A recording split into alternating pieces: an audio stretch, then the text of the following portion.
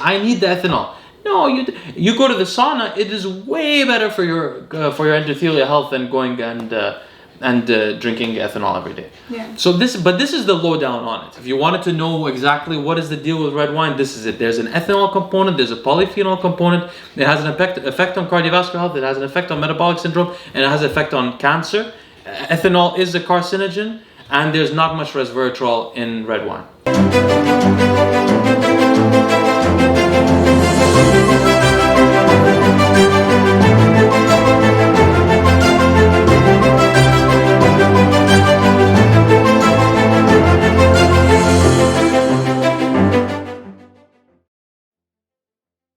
Hello friends, welcome to week 9's Q&As, joined by my lovely wife Lucie. Hi guys. Lucie will be asking me some more of your questions. Let's do the next one. So next one is by Kyle Wow, and he says, red wine as a health drink or just biased alcoholics?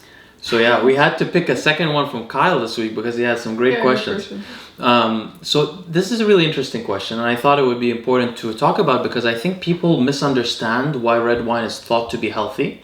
So it tends to be, what I noticed is people tend to think that red wine is healthy because of the resveratrol content. Mm-hmm. Resveratrol is a hormetic stressor that is found in grapes that has been popularized mainly by a gentleman named David Sinclair, who single-handedly saved the wine industry's sales for like 3 years. But resveratrol is very effective at improving activity of sirtuins. Sirtuins are some of the things that we most depend on to control our epigenetics for longevity, for aging. So resveratrol is extremely potent and extremely powerful. Most people tend to think that red wine is healthy because of the resveratrol.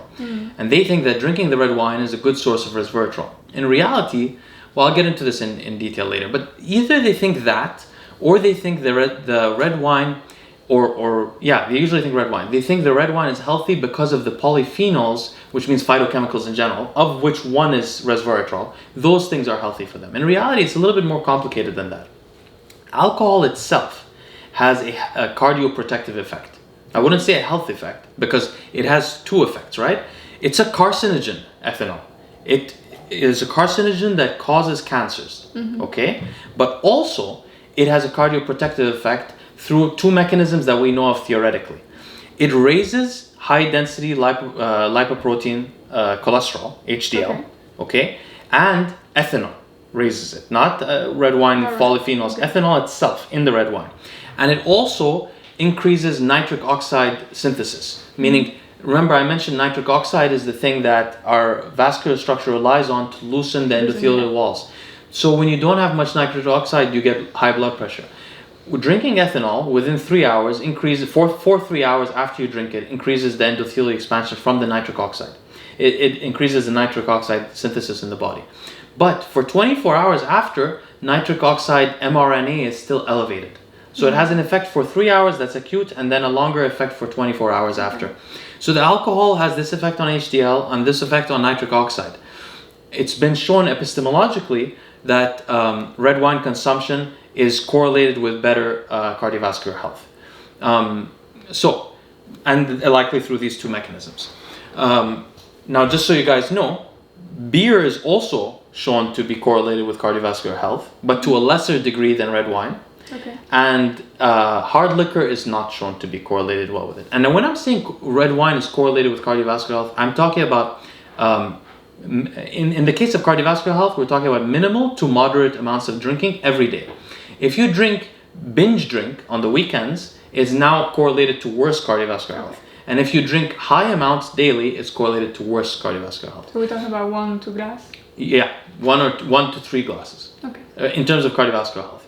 Now, when you talk about cancer, so alcohol, ethanol, as well as drinking in general, let's get into specifics. So in breast cancer, red wine, not moderate, not 3 glasses, 1 glass of red wine a day is correlated to better outcomes from breast cancer and less breast cancer. 1 glass a day is correlated to, what other cancers have I looked at before? So prostate cancer doesn't react to alcohol, like it doesn't make it worse or better. Moderate wine will make breast cancer worse, And there's another cancer I'm thinking about, but I can't think about it right now. But that is affected in a similar way. Like one glass makes it better, more than one glass makes it worse. If I remember, I'll find the study and include it somewhere on this video. But the point is, in general, only red wine is shown to improve cancer rates. Okay.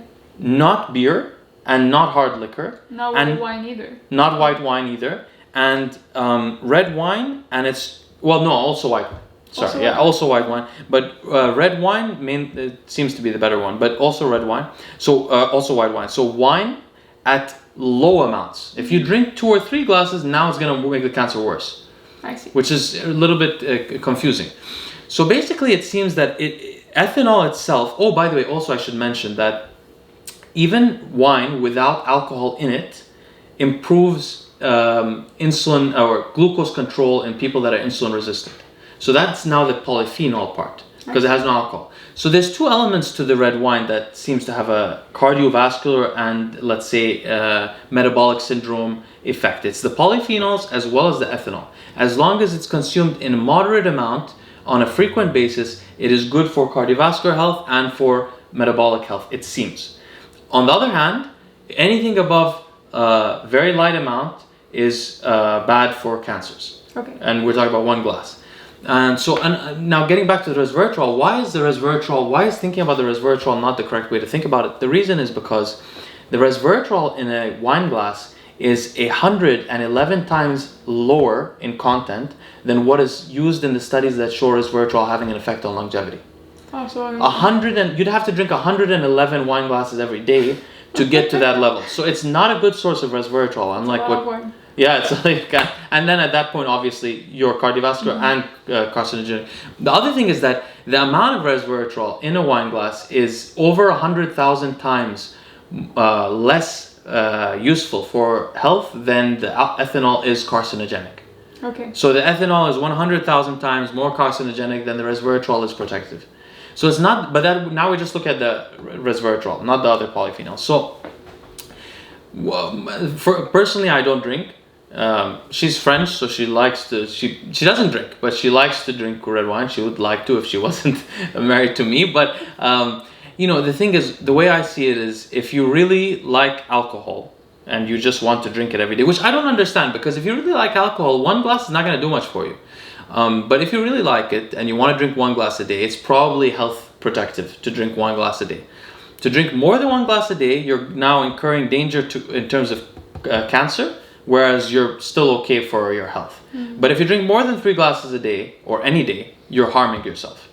And the other thing I would say is, since resveratrol is not that important in wine, if somebody was to drink wine, I think it would be smarter to drink blueberry wine. Because blueberry wine, we know grapes in general don't have nearly the impressive polyphenol content that blueberries have. Blueberries are incredible. They're health protective. And there are blueberry wines. People make them at home. People sell them. So you could get a blueberry wine, since the resveratrol is not in high concentration in blueberries. It's mainly found in red kind of fruits. It's in strawberries. It's in grapes, red grapes. It's actually in dates as well. It's more in dates than in strawberries. But the point is, I think if you were to do it, you would use the blueberry. But what I would like to add, just a final note, when people say, because he was saying alcoholics, when people say, I drink this for my health, that's a lie. Because the truth is, you're taking something that stimulates the GABA receptor, relaxing you, and stimulates your dopamine. And we know that anything that stimulates your dopamine is addictive to anybody. Food. That's why so many people are addicted to food. That's why people are in the quarantine and everyone's posting on Instagram, you can't stay away from the fridge, I can't do it, because you're addicted to it. Food affects dopamine. We know that, especially sugar, but all food affects dopamine. And that's how people become addicted to food. And that's why they really care what the food tastes like, right? Because they're addicted. It's a hedonistic pleasure, right? And cocaine also, how does cocaine become addictive? Dopamine. Well, alcohol affects dopamine too. Not everybody becomes an alcoholic. And not everyone becomes an alcoholic throughout their life. Some people become alcoholics when they're depressed for a few years, then they drink, they become dependent on the drink. But they weren't before alcoholics, right? And that's for different reasons, psychological reasons. But the fact that drinking a glass of red wine will improve your dopamine means that you are psychologically stimulated from that red wine. Mm-hmm. And forget about the GABA. So the combination of the GABA and the dopamine mean that you can't tell me that this is a health aid. You would take a supplement, or you would eat the grape. Why are you, or you would, but again, I know the ethanol is good for your endothelial function and maybe for HDL as well, but still, you can't say that you're not doing it partially because you enjoy it psychoactively. And personally, because I care a lot about my brain, I would not waste my dopamine activation on alcohol, because that makes whatever else I use to affect dopamine when I'm working or studying or trying to perform highly less effective. If I drink at night, that's less effective. So I would never waste it on that. And there are too many things you can do for your cardiovascular health to say, I need the ethanol.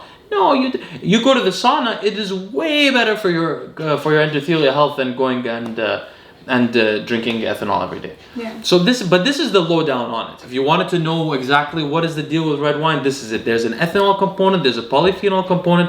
It has an effect on cardiovascular health. It has an effect on metabolic syndrome, and it has an effect on cancer. Ethanol is a carcinogen, and there's not much resveratrol in red wine. So I have to say something about French people. In France, my grandparents' generation, all the farmers make their own wine, and they all have a glass of wine, one, not two, with a meal. It's like a cultural thing, but also mostly tasting. Our generation now, they don't do it anymore. Like, they don't drink as much, but they will have a glass of wine with their meal because it actually makes food taste better. Like, I don't. They don't have any after it. Rarely, unless like you're with some friends. But if you have dinner with your family, like on a regular basis, you will open a bottle of wine and have one glass. So this is like something very foreign to me. I lived in London for a long time, and in England, drinking culture is very different. People, every day after work, people go to the pub and they drink like at least 3 pints with their friends or co-workers. And then they go to sleep. It's interesting, actually. I mean, this is not the one that I make. A lot of them go to the pub and drink 6 pints, and then they go to bed at like 8 p.m. I don't know how they go right home. They go to bed, and then they go to work the next day. And then on the weekend, they really drink a lot. That's a different, but it's not just the common culture in England. Even historically, like I won't give an example of Winston Churchill because everybody knew how much he drank. But in general, historical figures in England, you'll find that when you're reading their histories, you'll find that when they gather together for dinner, they drink brandy after the dinner, and in the middle of the day they also drink. So they drank quite a bit. And in London, actually, people will be drinking a beer with lunch as well. So there's more alcohol in terms of volume. I've never actually seen people that only drink 1 glass and stop. I've never actually known that. I've seen it in Spain. In Barcelona, I noticed that people were like... Yeah, they have a similar culture. Having like 1 glass, which... I don't know, that's their thing. Maybe it's part of their culture. And then there's the French paradox. They drink and they eat cheese and they live a very long time. So maybe there's something special about them. But anyway, thank you guys for listening. We'll see you next time.